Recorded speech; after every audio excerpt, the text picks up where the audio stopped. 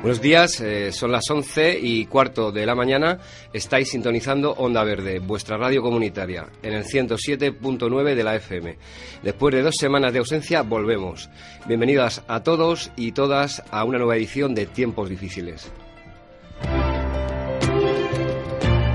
Y lo hacemos para hablar, cómo no, sobre diversidad funcional. Sí, han oído bien, diversidad funcional y no discapacidad. Para ello tendremos el placer de contar con la presencia de 2 miembros muy activos del Foro de Vida Independiente y Libertad, Maika y Medio Granullaque, que nos contará también, pues un taller que dirigió ayer en la Casa Encendida sobre los estigmas y la discriminación. También estará con nosotros Alejandro Rodríguez Picabea, que nos ilustrará con todo detalle acerca de todo lo relacionado con la vida independiente y la libertad.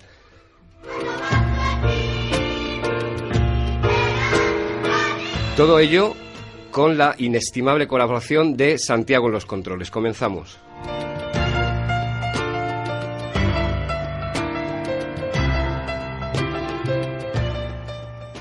Buenos días, Maika, ¿cómo estás? Hola, buenos días, muy bien. Bienvenida. Fenomenal, un placer que estés aquí con nosotros. Bueno, Alejandro, ¿cómo estás? Alejandro Rodríguez, buenos días. Buenos bienvenido. días, bien. Fenomenal. Ahora bien, fresquito, ¿verdad? Nada, estás. Un placer que estéis aquí en el estudio con nosotros y vamos a hablar un poquito de todo lo que hemos presentado en el sumario, ¿de acuerdo? Sobre todo sobre la vida, el Foro de Vida Independiente y Libertad, ¿de acuerdo? También hablaremos sobre el taller que dirigiste ayer, ¿de acuerdo, Maika? Sobre estigmas y discriminación. Muy bien. Vamos a hacer un pequeño preámbulo, ¿de acuerdo? En el que vamos a hablar de en qué consiste, ¿verdad, Alejandro? El Foro de Vida Independiente. El Foro de Vida Independiente y Libertad está libre de todo. No es una asociación ni una entidad fiscal o jurídica. Tampoco existe una jerarquía dentro de él y todas las decisiones son consensuadas por los miembros del mismo. Es una comunidad virtual que constituye un espacio reivindicativo y de debate a favor de los derechos humanos de mujeres y hombres con todo tipo de diversidad funcional en España. De esta manera llevan luchando desde el año 2001, hace ya 13 años, para conseguir que la libre autogestión de las personas con diversidad funcional sea una realidad.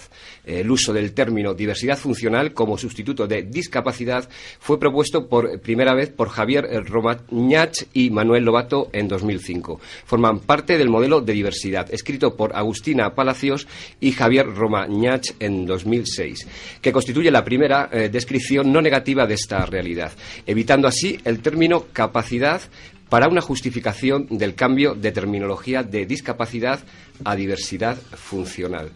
¿Qué te ha parecido, Alejandro? Un poquito. Bien, bien, veo que has recogido bien toda la documentación que has absorbido bien. Todo, y realmente, tú lo has dicho ahí, ¿no? Nosotros somos una comunidad virtual que nace en el año 2001 como alternativa un poco a todo lo establecido, el movimiento asociativo existente y demás. El movimiento de vida independiente surge en Estados Unidos a finales de los años 60, a principios de los años 70, y lo que viene a decir es que el control de la vida por las propias personas con diversidad funcional, es decir, autogestionar nuestra propia vida, ¿no?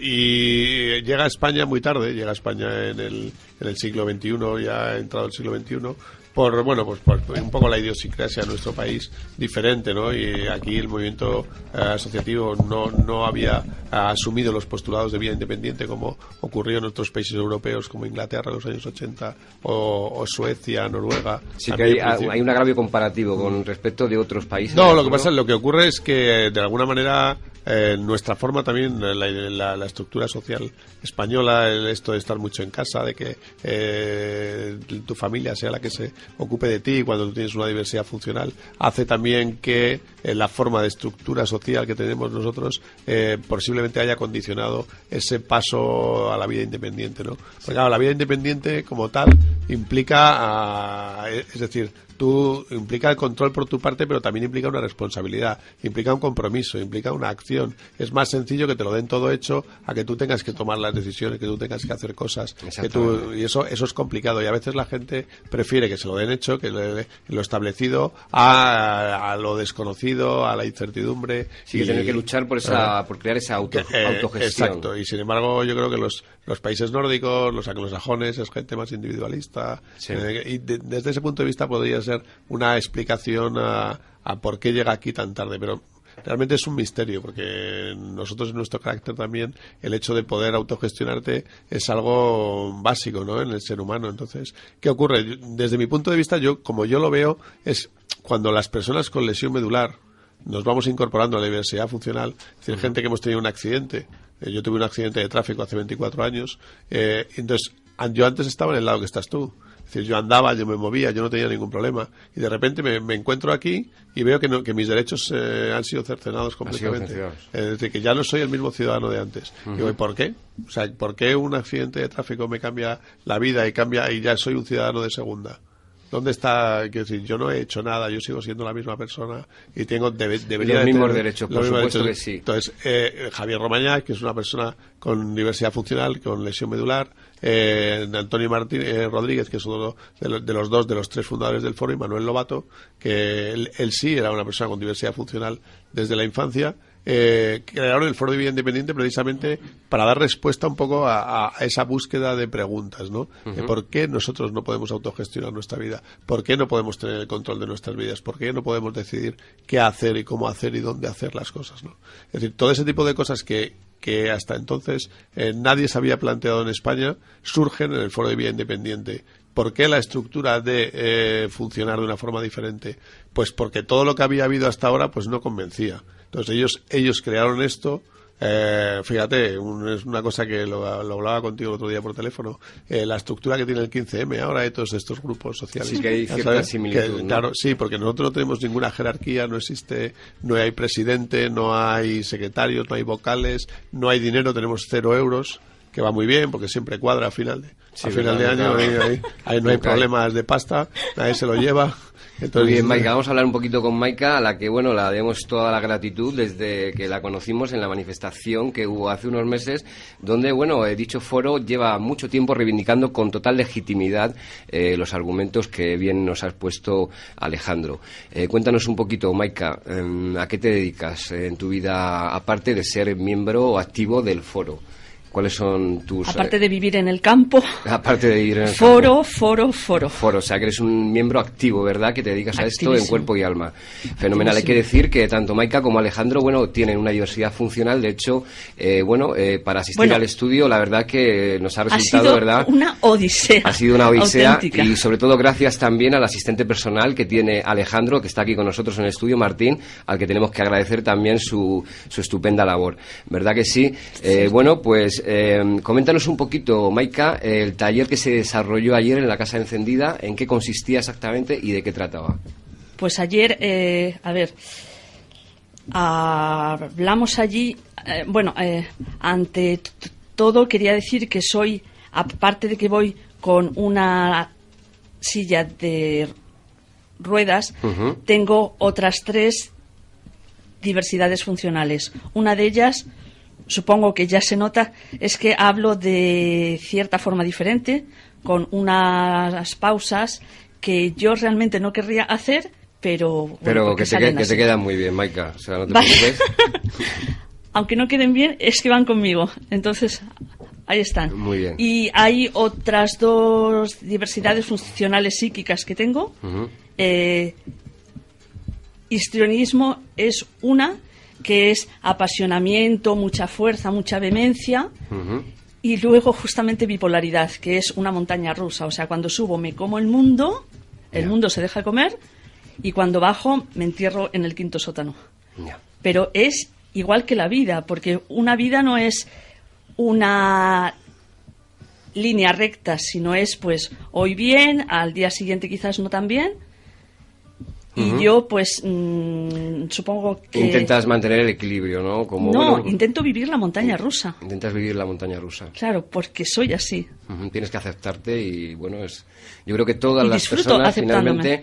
Hay una cosa que, bueno, que pensaba contar un poquito después, pero, bueno, aprovecho la coyuntura de que Maika ha hecho este comentario, ¿verdad? Y Alejandro, nosotros entrevistamos, bueno, a Alejandro Melero, que es escritor, ¿de acuerdo? Y Manuel Carrasco, director de teatro, que realizaron una obra muy interesante que se llama Nuestro Hermano. Los tuvimos aquí, estuvieron con nosotros amablemente en el estudio, y, bueno, ellos nos insinuaron, de alguna manera, la obra daba a entender, ¿de acuerdo?, que todas las personas, Alejandro y Maika, absolutamente todas las personas, sufrimos de algún tipo de diversidad funcional. Es que no sufrimos la diversidad funcional, la vivimos. Disfrutamos la diversidad funcional. Exactamente. Pero a cierto tipo de personas se nos segrega, aparta, discrimina por ser simplemente diferentes.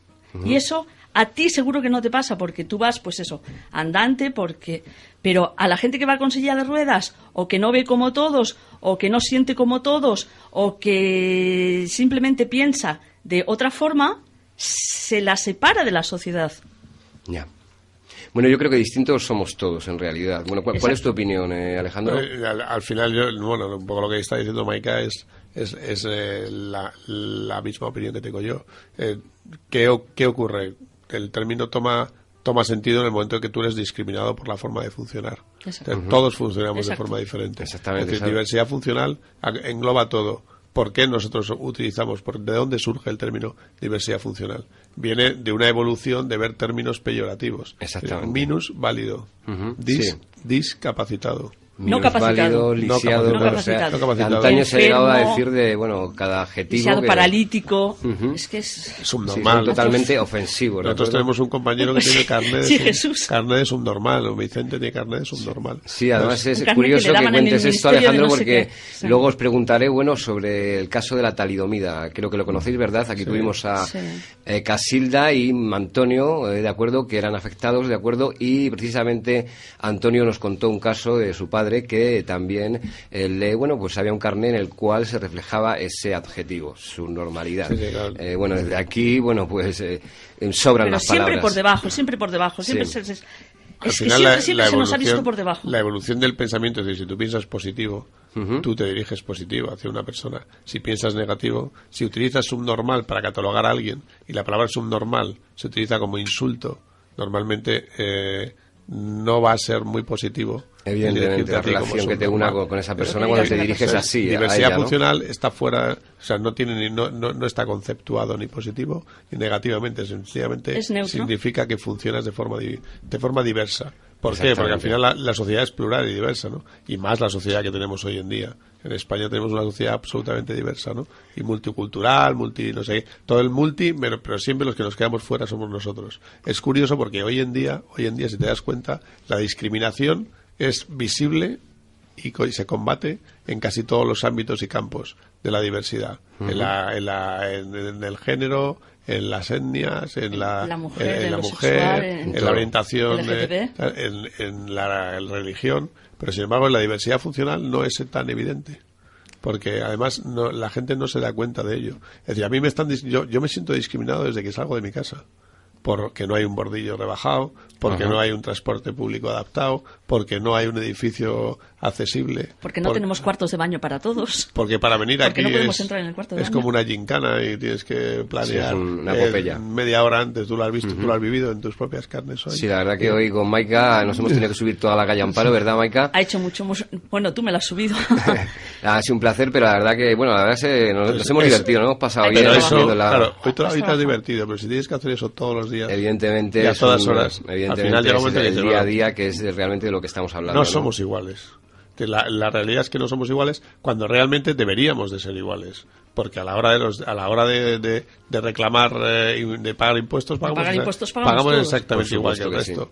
Sí. Entonces no viene Montoro a decir no, ustedes como son ciudadanos de segunda van a pagar menos. No, es como yo siempre digo lo mismo. Cuando yo voy a un restaurante que no tiene baño adaptado por lo general, si es accesible ya me puedo dar con un canto de los dientes. Ahora que ya tenga el baño para que yo pueda entrar al baño, eso ya es un lujo.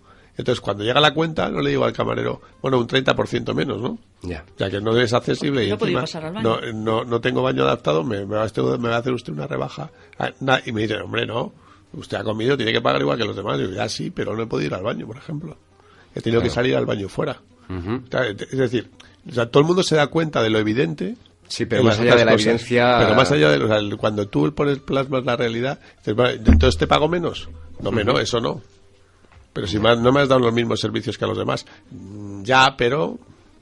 ¿Entiendes? Quiero decir, al final los derechos deberían ser los mismos para todos. Por supuesto que sí, pero de hecho... aquí, hay cierta cosa que también hace falta, creo decir, que es que hace ciertos años, en los años 30 me parece, a la gente con silla de ruedas o sin brazos o sin piernas o gente que hablaba simplemente como yo hablo, se les aniquilaba porque eran un sobrecoste económico. Hablamos de Hitler, Sí, Alemania nazi. Aquí hemos hecho mención, Maika, Es decir, del programa. vale, okay. Adelante. Sí. Pues que ahora ya, en principio, se nos deja vivir, pero claro, ¿pero cómo se nos deja vivir? No como todos. No en igualdad de condiciones, evidentemente. Porque se nos mata también. Porque, claro, si tú no puedes decidir ni cuándo sales, ni con quién, ni cuándo comes, ni cuándo te duches... No existe una autonomía real, ¿verdad? No, al final lo que está diciendo Maika es decir, es evidente que ha habido una evolución. Eso Sería del género tonto no reconocer que estamos mejor que los años 30. Es decir, ha habido una evolución. Nosotros antes, si tú ves la historia de la diversidad funcional en el siglo XIX y anteriores, e incluso principios del siglo XX, hasta bien entrado el siglo XX, si tú tenías una diversidad funcional era porque se aludía a algo malo, era como un castigo, un castigo divino, algo que había pasado a tu madre, a tu padre, algo habría pasado para que tú estuvieras así o te quedaras así, ¿no? Entonces se escondía. La gente, bueno, hay casos todavía, hasta hace bien poco hemos visto casos en los cuales se encontraba a personas con diversidad funcional intelectual o mental encerradas en graneros. Gente con síndrome de Down. En sitios, sobre todo en poblaciones rurales. ¿Qué ocurre? Eso va avanzando a medida que la sociedad evidentemente va avanzando y va cambiando la mentalidad. Y luego aparece el modelo médico rehabilitador, ¿no? Es decir, un modelo en el cual lo prioritario es que yo te voy a arreglar. Tú no te preocupes porque tú estás mal hecho, no pasa nada, pero yo te voy a rehabilitar, yo te voy a curar, ¿no?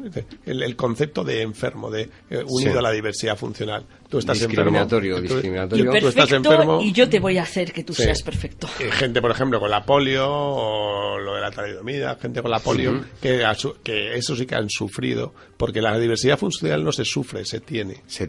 Vamos a ver, una cosita. Bueno, agradecer sobre todo, desde que nosotros los conocimos, Alejandro y Maika, reconocer que en el programa, desde el principio, bueno, pues utilizamos el término de discapacidad y toda vez que os conocimos a vosotros, cambiamos este término inmediatamente y empezamos a utilizar el de diversidad funcional y, bueno, aprovechando la oportunidad de tenernos con nosotros en el plató, bueno, pues congratularnos, ¿de acuerdo?, de haberos conocido para poder haber progresado en ese sentido, ¿de acuerdo? Muchísimas gracias por hacerlo.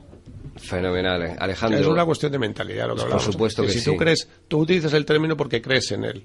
Al final la gente muchas veces cuando das una charla, dice, ¿y tengo que utilizarlo? No, tú tienes que utilizar lo que te sientas cómodo, con lo que tú te identifiques. Ahora, si tú realmente crees que diversidad funcional es lo que identifica al colectivo porque crees en ello, ya hemos dado un paso importante. Por supuesto que pues sí. Lo que hablábamos antes del modelo médico. O sea, pasas de querer curarte, pasas a querer estar incluido en la sociedad. Y es un avance más. Y ahí estamos ya a finales del siglo XX, principios del siglo XXI. La persona quiere estar incluida en la sociedad. Pero aludiendo ¿a qué? A la capacidad, que es el modelo social o de vida independiente. Y nosotros rompemos eso dando un paso más con el modelo de la diversidad. ¿Y qué decimos? ¿Qué pasa con los que no tienen capacidad? Es que da lo mismo que no seamos capaces. ¿Qué ocurre con los que no son capaces? A esos también los apartamos, porque al final el modelo social no da respuestas a la gente que no puede. ¿Entiendes? Siempre, claro, sí. Si tú fíjate, si te das cuenta, siempre de las declaraciones del sector, de la mayoría de la gente con diversidad funcional, es que nosotros somos capaces. Bueno, ¿y qué pasa si no eres capaz? ¿Qué ocurre? No hay nada malo. Es decir, tú en tu vida normal tienes que demostrar que eres capaz siempre de algo. No. ¿Por qué nosotros que tenemos diversidad funcional tenemos que estar siempre demostrando que somos capaces de? No es necesario, ¿no? Porque hay gente, por ejemplo, que no tiene una capacidad evidente para nada, pero tienen los mismos derechos que yo. Es un ciudadano digno exactamente igual. Por supuesto que sí. Interesante reflexión, Alejandro. Bueno, Maika, discúlpame antes que te he interrumpido con el tema del taller. Luego, en la última fase del programa, vamos a hablar sobre el taller, ¿de acuerdo?, que realizaste ayer, dirigiste en la Casa Encendida, y tenemos una serie de preguntas para que puedas contarnos con todo detalle lo que sucedió y la respuesta que tuvo, ¿de acuerdo? Maika y Alejandro, la ley de la dependencia, cuando se creó, estaba concebida para crear una autonomía personal, ¿de acuerdo? Pero finalmente parece que lo que está consiguiendo, desafortunadamente, es seguir dejando en una situación de dependencia a las personas con diversidad funcional, que no es el objetivo, claro está, ¿no? En ese sentido... Efectivamente, eso es un contrasentido, ¿no? lo hablábamos también tú y yo antes de preparando el programa, ¿no? Sí. La ley de promoción de la autonomía personal y de atención a las personas en situación de dependencia. Todo el mundo la conoce como ley de dependencia. Pero es que lo curioso es que el articulado, el 90% de su articulado va dirigido a la dependencia y solo un 10% a la promoción de la autonomía personal. Entonces ya vamos mal, ¿no? O sea, es una ley que nace viciada, es una ley que nace primero sujeta a presupuestos generales del Estado. ¿Eso qué significa? Significa que cuando se creó la ley había bonanza. Y había dinero. Los años de bonanza. Pero cuando viene mal, como va sujeta a presupuestos generales del Estado, ¿de dónde se recorta? Siempre se recorta de la ley de la dependencia y los más desfavorecidos. Se ha hecho mal financieramente. Si esta ley hubiera estado sujeta a cotización, vía cotización, seguridad social, si todos hubiéramos... si el principio era básico. Si todos los ciudadanos contribuimos, porque tú no estás libre de tener una diversidad funcional transitoria, parcial, total, o lo que va más allá. La sociedad envejece, cada vez somos más mayores, cada vez vivimos más, cada vez nos hacemos más dependientes cuantos más años tenemos.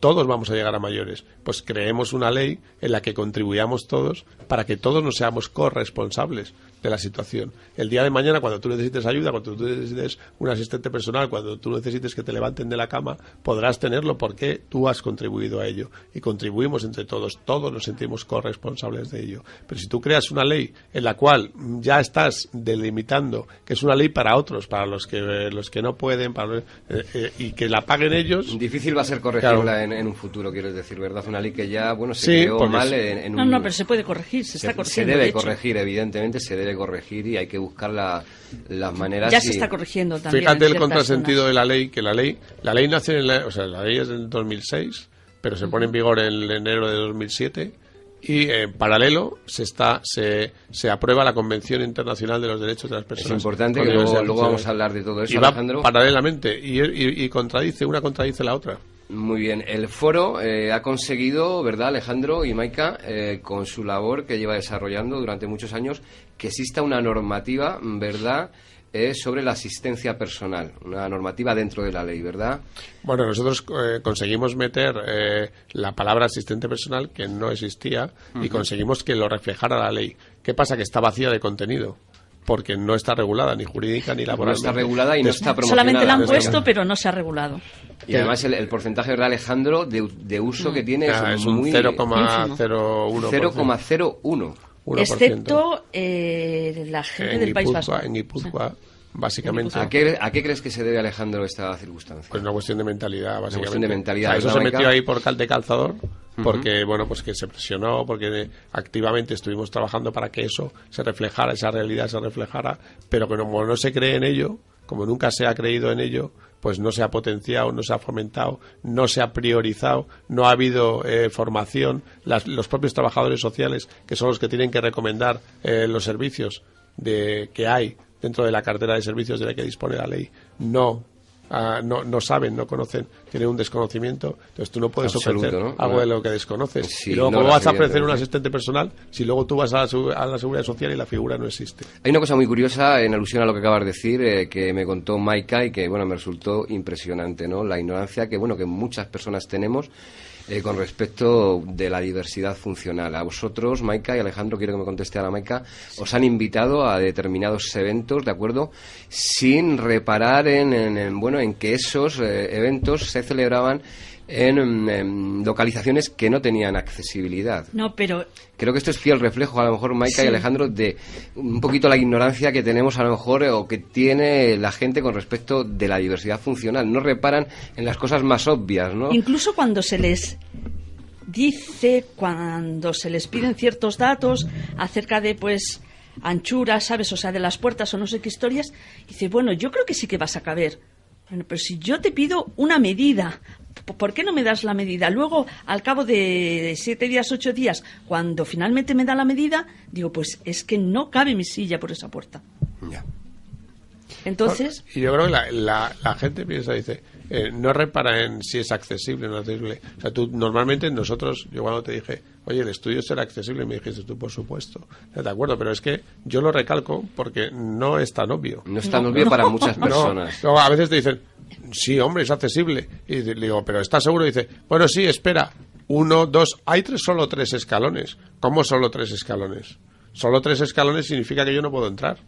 Pero claro. Es que... No te ayudamos, y no es una cuestión de ayudar o no ayudar. Es una cuestión de que tú puedas entrar, acceder ¿no? por cuenta propia, claro, sin tener que sortear ningún obstáculo. Incluso gente que se queja de que... Es que, claro, se nos discrimina. Gente de la Fundación Española de la Tartamudez.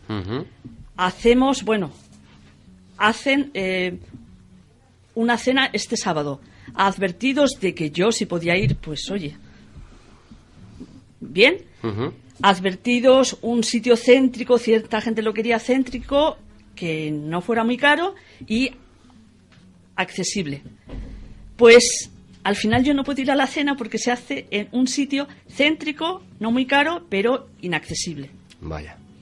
Y es gente que reivindica... Eso es la discriminación. Que eso yo creo que es discriminatorio totalmente, sí, pero estoy de acuerdo. Ellos mismos, porque todos discriminamos, porque hay una parte del ser humano que es endiabladamente endemoniada y que es yo soy más que tú.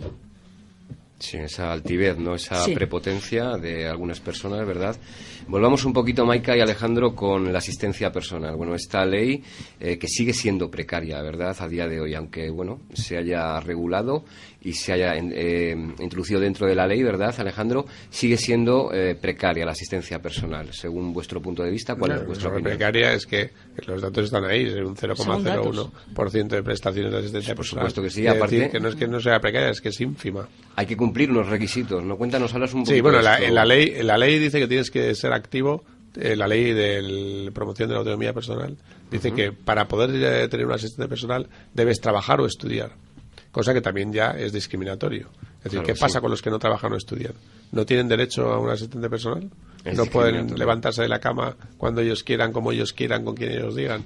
A ver, el concepto de asistencia personal es un asistente personal es aquella persona que te ayuda a ti a realizar una vida independiente en igualdad de oportunidades con los demás. O sea, es una herramienta básica para nosotros, para cualquier diversidad funcional, ojo, no solamente para la física, también para un sordo, un asistente personal puede ser un intérprete de signos, para un ciego puede ser un guía. Siempre y cuando te dejen seguir decidiendo a ti. Eso es. La clave es que tú eres el que toma las decisiones. Tú eres el que controla, el que contrata tu asistente personal. Tú eres el que lo eliges. Tú eres quien gestiona y tú eres el que toma las decisiones. El asistente personal te ayuda a realizar las cosas que tú decides. Ejecuta lo que tú le dices. Efectivamente.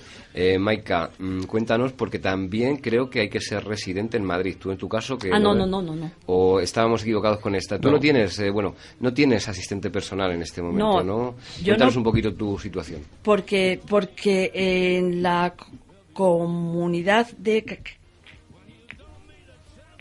Castilla-La Mancha, donde vivo, acaban de hacer una orden a principios de agosto para regular esta figura justamente, pero todavía hay un 50% que no se ha hecho, que es la parte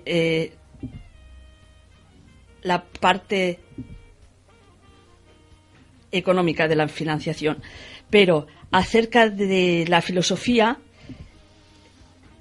esta orden hecha por la gente del PP, claro, porque son los que están ahora, refleja fielmente nuestra filosofía de vida independiente. Muy bien. Fiel. Ahora hace falta que haya ciertos medios económicos también, claro, para financiarla. Pero esperamos que se porten. Por supuesto que sí, que vamos a ver. Que todo esto finalmente pues llegue a... Ahí les estamos dando ciertos datos, ciertas cifras, para que suban cantidades, claro.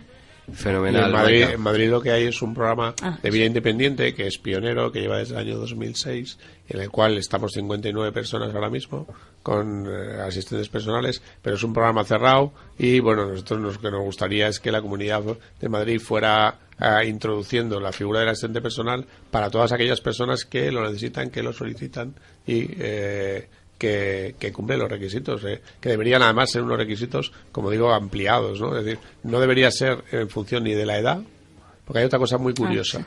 Tú, si cumples 65 años, yo tengo un asistente personal, y cumples hasta que en el momento que cumples 65 años, dejo de tener derecho a asistencia personal, porque ya pasas a la categoría de mayor. Y si no tienes más de 16 mayores, tampoco, ¿no? No, en la ley no dice nada de la edad. Vale. Pero, sin embargo, en la edad no quieren que los niños tengan asistentes personales. Y eso es una contradicción, porque los niños también necesitan asistencia personal. Un asistente personal. Es decir, un padre que tenga 3 hijos, uno de ellos con diversidad funcional, que tenga, por ejemplo, que sea autista. Un niño autista necesita una atención doble. Si tú tienes un asistente personal que le ayuda al niño a realizar una serie de tareas y de apoyo, siempre supervisados por sus padres, evidentemente, los padres podrán ser padres con el resto de los hijos y dedicar el tiempo a todos por igual, no solo volcarse o dedicarse a la persona con diversidad funcional. Entonces, esto es algo que no se ve. ¿Por qué? Porque entra el conflicto que si el niño luego cómo va a llevar el asistente personal dentro del colegio, no le dejan entrar, sí, es un follón que yo creo que es un follón más volvíamos al mismo de mentalidad, ¿no? Al final todo esto yo sinceramente pienso que es una cuestión de mentalidad. Yo creo que es un problema básico de mentalidad, ante todo. Es una cuestión de que la sociedad va cambiando y con ella vamos evolucionando. Y nos iremos dando cuenta de que todo esto es más sencillo de lo que parece. ¿Verdad que sí? Yo creo que sí. Pero cuando los chavales jóvenes de hoy en día, que para ellos es mucho más evidente todo esto que estamos hablando. Cuando tú vas a un colegio, a un instituto, a hablar con ellos... De mentalidad, un problema de mentalidad y de educación. De educación. Claro, claro. Sí, Maika, por eso es tan importante la educación inclusiva, ¿no? Que es otro de los aspectos que para nosotros es básico. Un tema que te... Es un tema básico. Me inquieta porque al final, si los niños se educan juntos, los niños con diversidad funcional, que niños que no tienen a priori ninguna dificultad o ninguna forma de funcionar diferente, los niños estándar, vamos a llamarlo así para decirlo de alguna manera. Si nos educamos todos juntos, al final esos niños el día de mañana no les va a ser ajeno una silla de ruedas, una persona con autismo, una persona con parálisis cerebral, una persona con diversidad intelectual. No les será ajeno porque habrán convivido con ellos. Pero si los formará apartamos, parte de su vida también.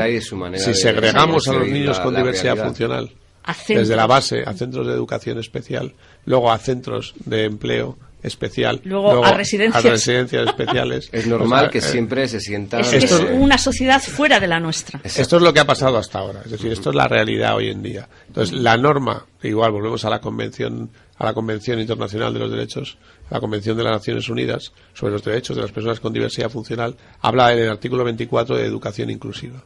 Se habla de educación dentro del entorno. El artículo 19 habla de derecho a vivir en comunidad, el derecho a la vida independiente. Esto debe ser así. Está legislado, se tiene que cumplir. Se tiene que cumplir. Es la realidad. Volvemos otra vez. La sociedad es diversa. Hoy en día tú vas a cualquier aula de cualquier colegio y ves niños de todos los colores, con todos los rasgos, con todas las orientaciones, con todas las religiones, cosa que cuando nosotros éramos pequeños en el colegio era impensable.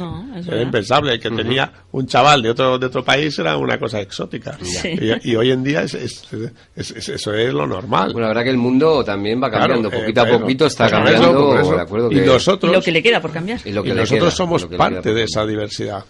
¿Qué ocurre? Yo estoy convencido que la mentalidad de lo que hablábamos antes es la clave, porque nosotros aportamos riqueza.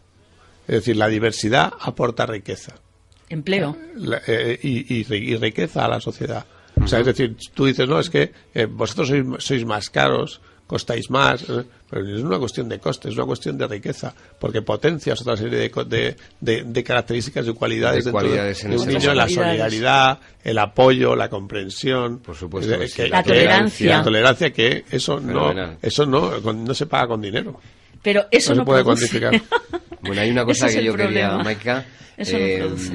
cuéntanos, Maika, el martes pasado, el día 10, fue el Día de los Derechos Humanos. Nos querías hablar, Alejandro, nos querías hablar del Día de los Derechos Humanos, ¿no? El martes pasado. Bueno, sí, otra de las cosas en las que nosotros nos alineamos más con celebrar el Día de los Derechos Humanos que con celebrar el Día Internacional de la Diversidad Funcional, ¿no? Sí, preferimos los derechos humanos, pero por todo lo que llevamos hablando desde el principio, ¿no? Si nosotros nos vemos reflejados dentro de los derechos humanos. Pero fíjate qué curioso, es otra de las cosas en las que estamos fuera. Cuando se habla de derechos humanos, todo el mundo habla tortura, mujer, niños, violencia. Sí, pero no se habla de diversidad funcional, ¿no? Sí, también está dentro. Pero porque no se nos considera personas. En el fondo yo creo que es esa la base. ¿Por qué? Porque es que si realmente se nos considerara personas, derechos humanos. Personas. No se nos considera personas de primera categoría. De primera categoría. Sí, está perfectamente claro siempre y cuando tenga uno la intención de querer entenderlo. ¿Verdad? Fíjate, que sí, estamos aquí en la sede del Movimiento contra la Intolerancia, ¿no? Así es. El Movimiento contra la Intolerancia normalmente siempre se significa cuando hay intolerancia hacia el diferente, el color, sexo, orientación religiosa, pero nunca en diversidad funcional. Bueno, en este caso yo creo que sí, porque aquí desde el programa, desde Tiempo Difícil, en Onda Verde, Radio Comunitaria, pero que estamos tocando el ideario colectivo no entra. O sea, si tú preguntas... Te he entendido, creo que te he entendido. No quiero decir que no lo haga el movimiento, sino que si el ideario que tiene la gente, si tú preguntas, diversidad funcional no te lo dirían nunca. Lo primero que te dicen es color, de piel, orientación sexual, mujer, género. Sí, que no es un concepto arraigado ni que todavía... religiosa, niños, violencia, está tortura. Sí, parece que a mucha gente se escapa. De todas maneras, desde Onda Verde, Radio Comunitaria y Tiempos Difíciles, la diversidad funcional es algo que nos importa y mucho. Y eso es importante y nosotros lo agradecemos. De acuerdo, vamos a ver, Alejandro y Maika, contestarme el que queráis. Libertad, hablarnos de este acrónimo que al mismo tiempo habla de tantas cosas, ¿verdad? Sí, bueno, libertad es una palabra inventada. Eso lo inventó Javier Romañá como otras tantas cosas. Sí, libertad, que cuando piensa demasiado es malo. No, es bueno. Junta varios conceptos, ¿verdad? La palabra es un acrónimo que significa dignidad y libertad en la diversidad. Ajá. Es decir, es un concepto que reúne un poco el modelo de la diversidad. Es decir, nosotros, como te decía antes, no aludimos a las capacidades, sino a la dignidad del ser humano. O sea, para nosotros la capacidad no es lo importante. Lo importante es la dignidad. Y la normalidad tampoco, sino la diversidad. Es decir, ¿qué es normal? ¿Quién puede decir hoy en día qué es normal? Si alguien me puede definir lo que es normal. Hablábamos antes, perdona, que en nuestras clases en el colegio no había nadie diferente. Hoy en día vas a una clase de cualquier colegio y ves a gente de todos los colores. O sea, lo normal antes, hoy en día ya no vale. Claro. Lo estándar cambia. Yo creo que lo raro, ¿verdad, Maika?, es ser normal. Eso es. No, es que alguien dice, es que sea normal. Es que este no es normal. Bueno, es que definir normal es muy complicado porque además las sociedades evolucionan, cambian y todo esto hace que el concepto normal para nosotros, por eso aludimos a la diversidad. No, la capacidad la cambiamos por la dignidad y la normalidad por la diversidad. Y eso es lo que hace. Se confunden todos esos conceptos. El término libertad en la sociedad, que para mí es un término redondo, ¿no? O sea, dignidad y libertad y la diversidad. Bueno, pues nosotros nos quedamos con este concepto también de libertad que nos ha gustado muchísimo aquí en Onda Verde. Vamos a ver, el lema del movimiento de Foro de Vida Independiente y Libertad es nada sobre nosotros, nosotras, sin nosotras, nosotros. Háblanos un poquito de esto, Maika. Pues supongo que es, igual que siempre, acerca de que nuestra vida es nuestra y acerca de que nadie puede decidir sobre nuestra vida. Cuando tú vas a una residencia para vivir porque realmente supongo que, a ver, hay cierta gente que sí que quiere vivir en una residencia, pero también hay cientos de miles de personas, vamos, no sé cuántas personas que no quieren estar en una residencia. Allí es que tú no puedes decidir tu vida, ni cuándo te duchas, ni cuándo te levantas, ni cuándo sales, ni cuándo entras. Nada sobre nosotros, sin nosotros, es que absolutamente todo lo que se refiera a nuestras vidas... A estar supeditado al dictamen de tu juicio, porque ¿verdad que sí? Es mi vida, no la tuya. Aunque tú seas el jefe de no sé qué historias, es que me da lo mismo. Es mi vida. Igual que tú decides sobre la tuya, yo quiero decidir sobre la mía, porque solamente tengo una. Por supuesto que sí. Fenomenal. La razón no es la capacidad del ser humano, sino su dignidad, ¿verdad, Alejandro? Sí, bueno, lo que estábamos hablando antes, ¿no? O sea, que el modelo de la diversidad se centra fundamentalmente en la dignidad del ser humano, ¿no? Es decir, para nosotros es muy importante que se reconozca esa dignidad en el ser humano ya desde el principio, ¿no? Y en esto tenemos una lucha constante con el reconocimiento moral del ser humano ya desde su concepción como ser humano. Poniéndonos de acuerdo, no hablamos de aborto sí, aborto no, sino desde que tú consideras que ese feto es un ser humano, tiene la misma dignidad independientemente de cómo sea, independientemente de si tiene diversidad funcional o no tiene diversidad funcional, independientemente de si es viable o no es viable. El ser humano es digno por el hecho de serlo. Por supuesto que sí. Y eso es lo que le da valor, ¿no? Pero se nos trata de forma diferente dentro del feto, ¿eh? ¿Se os trata de forma diferente, crees? Sí, no. No, la ley está así. Es que es así. Es así, ¿no? Se amplía el plazo para abortar si hay diversidad funcional o no. ¿Y nosotros qué decimos? Hay más tiempo para poder nosotros abortar. ¿Qué decimos? Eso también es discriminatorio. Porque al final pongamos un plazo para todos. Pero el mismo para todos. Pero no ampliemos si tiene diversidad funcional. ¿Por qué? Porque ya no estamos confiriéndole el mismo valor. Ya estamos diciendo que como tiene diversidad funcional puedes ampliar tu plazo para abortar. Entonces nosotros no decimos no al aborto o no entramos en ese debate. Decimos que haya un plazo para todos, el mismo, que se confiera el mismo valor a la vida, independientemente de cómo ésta sea. ¿Por qué como una persona con diversidad funcional? ¿Por qué un niño, por ejemplo, o un feto en el que se detecta síndrome de Down no puede tener los mismos derechos ni la misma dignidad desde que se... ¿Por qué no van a hacer? Vale menos que otro que no tenga síndrome. Tú podrás tomar la decisión. Por supuesto que no. Tú podrás tomar la decisión de tenerlo o no tenerlo. Eso es una decisión personal intransferible de cada mujer. Y yo ahí no entro y no me voy a meter en ese berenjenal, porque además considero y estoy convencido de ello que es una decisión intransferible de cada persona, de cada mujer. Pero lo que sí reclamo es que la dignidad de ese feto sea la misma que la de otra cualquiera, y que los apoyos que vaya a tener posteriormente después sean suficientes para que lleve una vida digna en igualdad de oportunidades como los demás. Básico, sin eso no podemos hacer nada. Y ese es el concepto inicial, por eso hablamos de un reconocimiento moral. Luego tenemos un reconocimiento jurídico, son las leyes. Ley como la ley de igualdad de oportunidades, la ley y tal. Y luego necesitamos un reconocimiento social. Javier, si no existe el reconocimiento social, de nada vale lo anterior. Si la ley no se lleva a cabo, y luego, ¿cómo se consigue el reconocimiento social? El reconocimiento social se consigue básicamente con la educación, con la concienciación, con la educación, con la mentalidad, con la convivencia, ¿no? Con la inclusión. Bueno, vamos a meternos, Alejandro y Maika, en materia y tenemos que hablar, por supuesto, de la Convención de Naciones Unidas sobre los derechos de las personas con diversidad funcional que se celebró en 2008. Cuéntanos un poquito, Alejandro.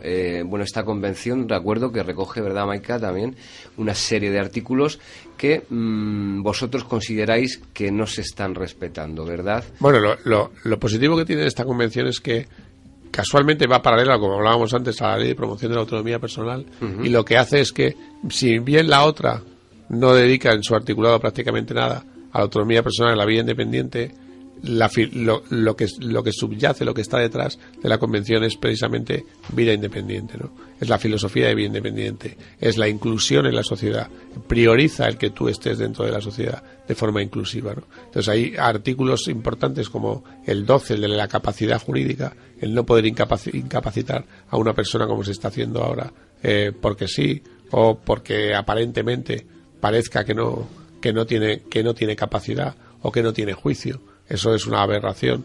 La Convención Internacional de Naciones Unidas lo que dice es que no se puede incapacitar a nadie, que lo que hay que hacer es intentar dar apoyos necesarios para que esa persona pueda tomar decisiones, ¿no? Apoyos en la toma de decisiones. Es el artículo 12, que es importantísimo. Facilitar las herramientas para que cada uno pueda, eso es, hasta donde pueda. El artículo 19, que habla de la inclusión en la sociedad, del derecho a la vida independiente, del derecho a vivir en comunidad, del derecho a poder tener un asistente personal, del poder decidir dónde queremos vivir. Si tú te das cuenta, si tú piensas, ¿quién no quiere vivir fuera de su comunidad? Las personas mayores, básicamente, todas, que cuando les sacas de su entorno, cuando les llevas fuera, o si es en el pueblo o es en su barrio, caen. Normalmente mueren. Sí, verdad, emocionalmente. Porque todos queremos estar shock, ¿no? dentro de nuestro entorno, en el del barrio, en el tendero que nos atiende toda la vida, en la señora de enfrente que nos conoce y nos saluda. Cuando te sacas de tu entorno, cuando sacas a la gente, pues a nosotros nos pasa exactamente lo mismo. Si yo tengo un accidente de tráfico, me quedo en una silla de ruedas y tengo dos opciones. Tu familia se ocupa de ti o te vas a una residencia. Y eso hay que cambiarlo, porque eso es antinatural. Eso no es normal. Tú tienes que estar incluido en la sociedad con los demás y que la gente te vea como un valor activo, positivo. Por supuesto que sí. Con lo que hablábamos antes, creador de riqueza, creador de empleo. Que a nivel humano puede aportar muchísimo. Que puedes interactuar con el resto de la gente exactamente igual. Y el otro artículo destacable para nosotros de la Convención es el 24, que habla de la educación. Hay 4 artículos, ¿verdad, Alejandro? Que son los prioritarios serían, para nosotros ahora mismo esos, incluidos con el de la accesibilidad universal, porque si no, no hay nada que hacer, el derecho al ocio, a la información, o sea, todos son importantes, ¿no? Pero creemos que ahora mismo el centrarnos en el 12, 19 y 24 sería, si conseguimos que estos 3 artículos vayan para adelante, sería lo básico y lo ideal y lo muy bien. A partir del momento en el que el Foro de Vida Independiente y Libertad se da cuenta de que no se están respetando esos artículos, se crea una sociedad de acuerdo jurídica que se llama Solcom, corrígeme si me equivoco, Alejandro, para defenderos jurídica y moralmente. Sí, teníamos un dilema, ¿no? Que como el foro es como es y no tiene entidad jurídica ni domicilio social, no podía presentarse como actor principal en un juicio, ¿no? Entonces creamos una asociación para la defensa de casos de discriminación y vulneración de la Convención y se llama Asociación Solcom por la solidaridad comunitaria. La página web es www.asociacionsolcom.org para todos aquellos que quieran colaborar, que quieran dirigirse y documentarse, ¿verdad? Y lo que hacemos es dar cobertura tanto jurídica como personal a casos de discriminación. Y lo que nos estamos dando cuenta, se está viendo reflejado, es que la mayoría de los casos son de educación. Tenemos más del 60% de casos de educación. Padres que con niños pues con diversidad funcional, con autismo, niños con diversidad intelectual, que les están segregando, les están sacando de la educación inclusiva para meterles en centros de educación especial. Está el caso de un niño en concreto, ¿verdad, Alejandro?, del que nos querías hablar, ¿verdad? Sí, la verdad es que hay un caso flagrante en León. Es un niño con síndrome de Down al cual, en contra de la voluntad de sus padres, en contra de la voluntad del niño, en contra de la voluntad de sus propios compañeros y de los padres de sus compañeros, han sacado del colegio y le quieren llevar a un centro de educación especial. Y todo porque el profesor considera que el niño es agresivo o que el niño que le retrasa, que el niño... Entonces hemos recurrido en primera instancia, después al Supremo, y ahora estamos en vías de acudir al Tribunal Constitucional porque es un caso flagrante que el niño lleva 3 años sin ir al colegio, 3 o 4 años sin ir al colegio, pues sus padres se niegan a que el niño no vaya a un colegio de educación inclusiva. Un caso flagrante de injusticia, ¿verdad? Por supuesto. Muy bien, Maika y Alejandro. ¿Cómo se llama esta persona? El niño se llama Alejandro. Alejandro, como yo. Y estaría bien que, sí, es un caso, bueno, pues nos podemos poner en contacto con él para que os cuenten. Aprovechamos desde el programa para mandarle un saludo y un abrazo muy fuerte y mostrarle todo el apoyo y toda la Pero casos como él, tenemos otro caso, por ejemplo, en Palencia, el caso de los padres de Azucena, la madre este chaval de Daniel, que es el chico que está también llevan 4 años sin que en la misma circunstancia, sin ir al colegio, porque sus padres consideran que el derecho del niño primero está el derecho del niño a ser incluido en la sociedad y luego el derecho de los padres a decidir la educación que quieren para sus hijos, porque fíjate otro punto de discriminación brutal. Es decir, si tú tienes un niño sin diversidad funcional, tú puedes decidir dónde se educa a tu hijo. tienes el derecho a llevarle a un colegio, a otro, matricular a donde quieras. Pero si tiene diversidad funcional, son unos supuestos técnicos en base a unos supuestos informes los que deciden si el niño va a un sitio o a otro. ¿Y dónde está el derecho de los padres? No tienes la potestad de decisión sobre tu propio hijo. Ni el padre tiene la potestad, claro. le quitan... Esto sí realmente me parece, no sé, me parece importante, claro. ¿no? O sea, hay unos informes que dicen que tu hijo tiene que ir a una educación combinada, un centro de educación especial. Por mucho que tú te empeñes, en base a esos informes sacan al niño. Entonces, el caso este de Palencia, de Daniel, pues estamos igual, 4 años en niños sin ir a clase. Y el caso de León, la Fiscalía ha denunciado a los padres por abandono. Por abandono, cuando los padres están llevando al niño a clases particulares con un logopeda, están con él, la madre están pendientes de él, y la Fiscalía se ha permitido el lujo de denunciar a los padres por abandono.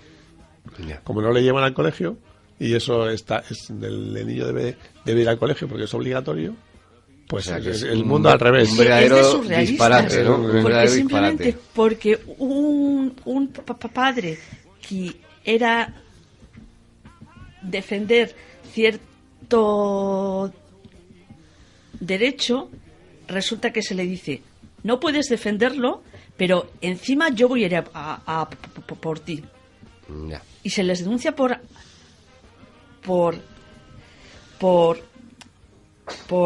abandono familiar, cuando es justamente lo contrario, porque son unos padres que están encima de sus hijos, preocupados por la educación al máximo, muchísimo es un más contrasentido que otros padres. Además tiene que ser un palo para ellos considerable, ¿verdad? Es que hablarnos un poquito de la dignidad intrínseca y extrínseca. Bueno, esto alude... Has leído un libro. Sí. Esto alude a que cada persona... Nosotros cuando hablamos de la dignidad intrínseca, es lo que hablábamos antes de la dignidad inherente al ser humano. Es decir, cada ser humano es digno por el hecho de serlo, ¿no? Y la dignidad extrínseca es la que alude a los derechos. Es decir, una es la que alude a lo moral y la otra es la que alude a lo jurídico, a los derechos. Es decir, la dignidad extrínseca es aquella que va ligada al derecho que yo tengo como ser humano, y la dignidad intrínseca es la que va ligada a la dignidad que es inherente como propio ser humano que soy, ¿no? Muy bien, ese quería yo... Dime, adelante, Maika. Y una de las dos nos la roban a diario. Sí, ¿verdad? Porque la que es extrínseca, en cuanto no podemos ejercer un derecho, ahí ya se nos está robando nuestra dignidad. Por supuesto. Y se hace porque resulta que nuestras leyes españolas incumplen una norma superior y todavía no han hecho este curro de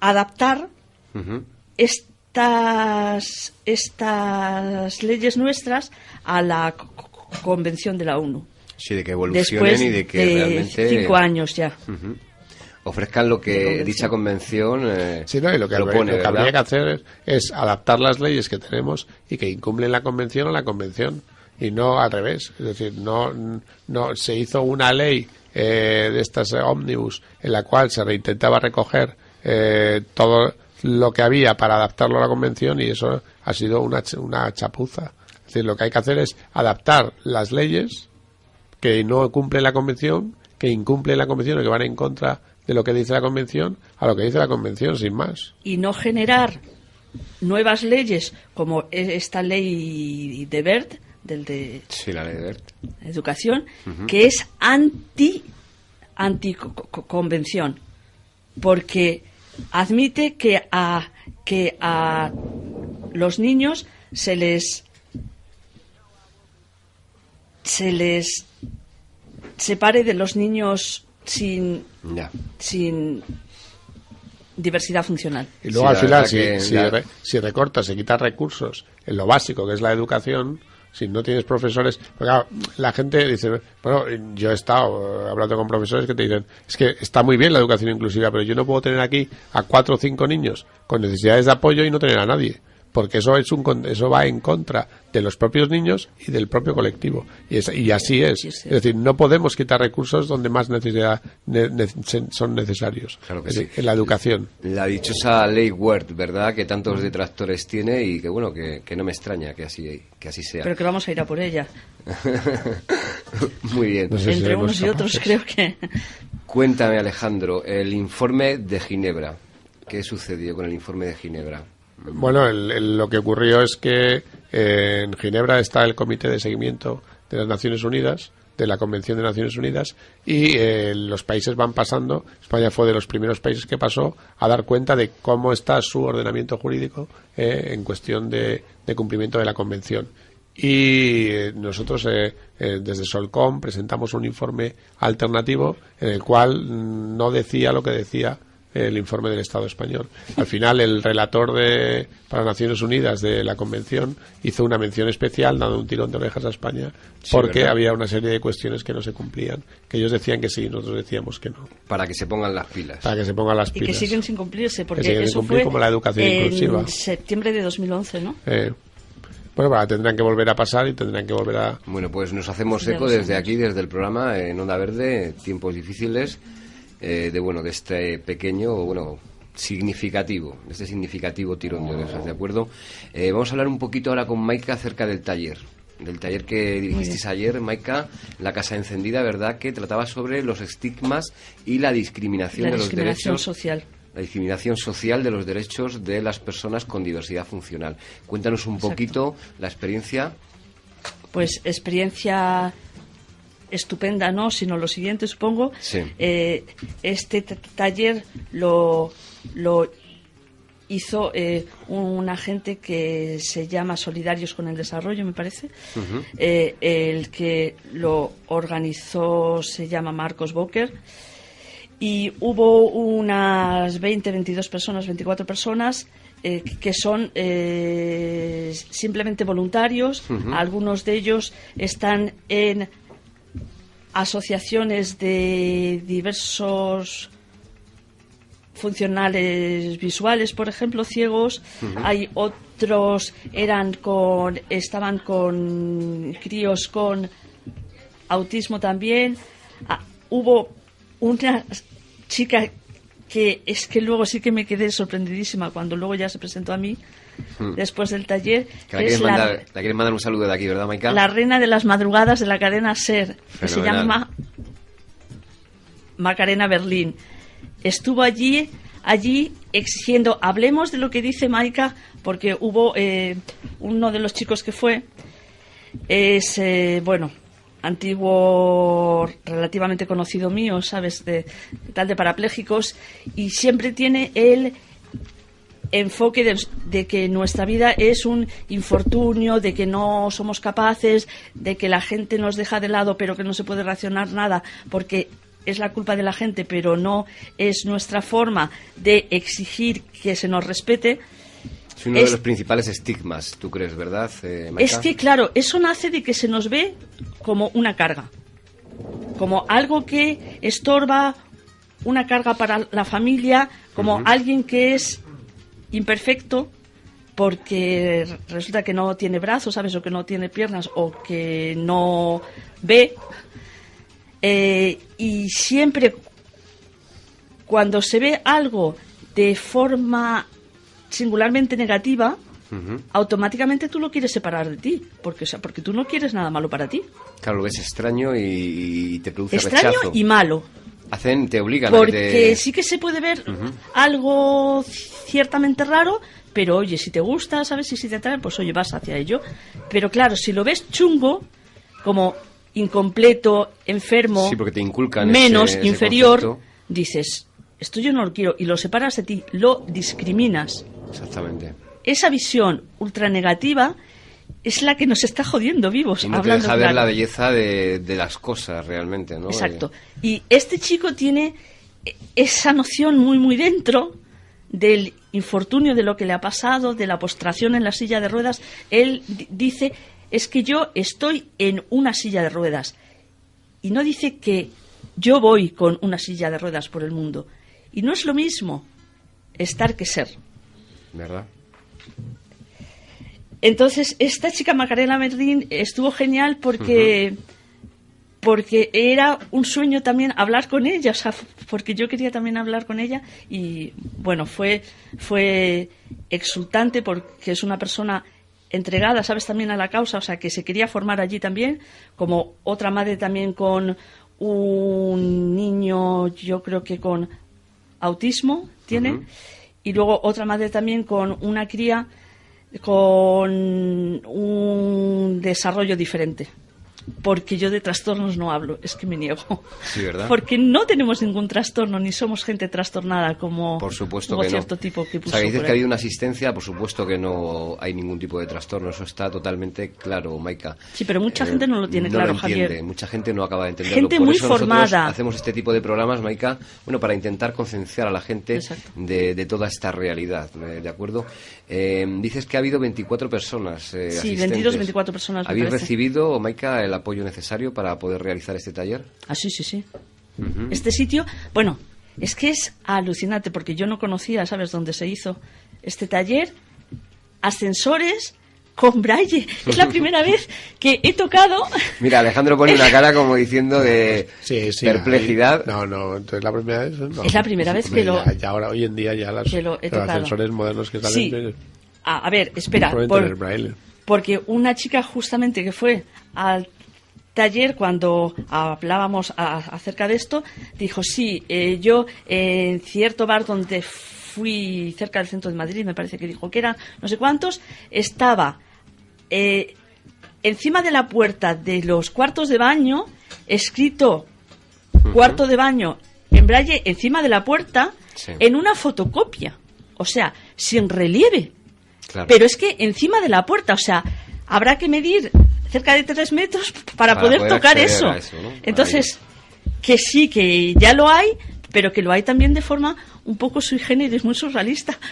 Como que te tienes que subir en pero que no deja alguien de para, ser, o sea, para poder tocarlo. No deja de ser curioso que te sorprenda que haya un ascensor en braille cuando debería ser lo suyo, que los botones... Pues me sorprendió, ¿no? Y lo tocaba sin parar, o sea, para... Hay que decir que esto es en la casa encendida. Sí. O sea, que es una grata sorpresa y la experiencia ha sido positiva, ¿verdad? Ascensor, el cuarto de baño, genial, o sea... Sí, la casa encendida, la verdad es que es un ejemplo de... verdad que es un espacio... Sí, un ejemplo de espacio cultural. Muy interesante. Bien adaptado y accesible. Fenomenal, Maika, pues te felicitamos que hayas dirigido ese taller y que bueno, que haya sido un éxito, ¿verdad? Y seguramente vuelvas a realizar otro. Claro. Y queremos estar enterados y poder contar nuevamente con tu presencia y también con la de Alejandro, que bueno, aprovecho para emplazarlos a un nuevo programa si os apetece, ¿de acuerdo? Para seguir hablando de todos los objetivos, ¿de acuerdo? Del Foro de Vida Independiente, que es un poquito la última pregunta que yo os quería hacer, Alejandro y Maika. ¿Qué objetivos esperáis alcanzar con el Foro de Vida Independiente y Libertad? Pues que el Foro de Vida Independiente y Libertad no tenga ningún sentido. Ese sería el objetivo final. Exacto. Que ya no tengamos nada que hacer. No tenga sentido. Que no tengáis y eso que trabajar. Se alcanzará más, el día que consigamos la libertad. La libertad absoluta. Igualdad. Igualdad de oportunidades, derechos, a la hora de decidir sobre tu propia vida. Que no es un sueño ni es algo, es que esto nunca lo vamos a conseguir. Porque hace 50 años, a lo mejor aquí, una mujer no podía siquiera pues abrir una cuenta de banco, por ejemplo, y dirían, una mujer abriendo una cuenta bancaria, eso nunca se va a conseguir, y sin embargo se ha conseguido. O sea que lo que se dice utopía, como también ayer este chico me decía, utopía, porque es que nunca sucederá eso hasta que suceda. Y sucederá. Y sucederá. Desde aquí esperemos que sí, hombre, hay que creer en las utopías, si no, ¿qué haríamos aquí, no? Mal íbamos a ir. Yo creo que hay que tener toda la esperanza del mundo. Yo creo que con el proyecto que estáis desarrollando, Alejandro y Maika, desde aquí, desde Tiempos Difíciles, os felicitamos infinitamente y creemos que tenéis mucho futuro con este proyecto. Muchas gracias, pues, Javier. Os damos las gracias por darnos la palabra, por darnos voz, por hacernos visibles, que eso es en realidad lo que nosotros hacemos cada septiembre, cada año, cuando tú nos conociste, es hacernos visibles, tomar la calle, decir aquí estamos, la gente nos somos vea. Personas como los demás, no somos bichos raros, queremos hacer lo mismo que hacéis vosotros día a día, y para eso necesitamos apoyos, necesitamos igualdad de oportunidades. Por supuesto que sí, con todo el derecho del mundo. Así que, bueno, despedirnos y daros las gracias tanto a ti, Maika, como a Alejandro, por vuestra presencia en el programa. Gracias a vosotros y, por invitarnos. bueno, hasta la próxima. Esperamos que estéis pronto por aquí, ¿de acuerdo, Maika? De acuerdo. Hasta la próxima. Muchas gracias, Maika. Gracias, Alejandro, por hasta todo. luego, Gracias por gracias vuestra a vosotros. presencia. Chao. Fenomenal. Es hora de despedir el programa, no sin antes recordar el correo electrónico del mismo: tiemposdifíciles@outlook.es. Para terminar, os invito a reflexionar con algunos de los principios de la diversidad funcional, descritos por Agustina Palacios y Javier Romagnach, importantes precursores literarios de este movimiento. La diversidad funcional es una cuestión de dignidad humana y de derechos humanos. O este otro: algunas personas con o sin diversidad funcional no disponen de plena autonomía moral. La sociedad debe trabajar para ayudarles a conseguirla y, en caso de no ser posible, utilizar la solidaridad como valor fundante de derecho y el derecho como herramienta para mantener intacta su dignidad y aceptarlas plenamente. Aunque yo personalmente me quedo con este: todas las mujeres y hombres, con o sin diversidad funcional, tienen la misma dignidad.